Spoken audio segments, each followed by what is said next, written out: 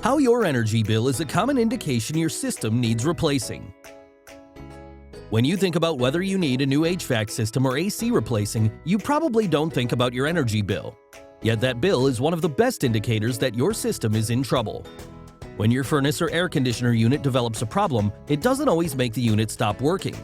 Instead, those worn or broken parts make the unit operate less efficiently. They must work longer or harder to get the same results. When that happens, you may not notice the furnace or AC staying on longer. What you'll notice is your bill going up for no apparent reason. The worse the problem, the more your bill rises. If you need an HVAC contractor near McKinney, Texas for your HVAC needs, call Burnside Air Conditioning and Heating at 972-215-7992.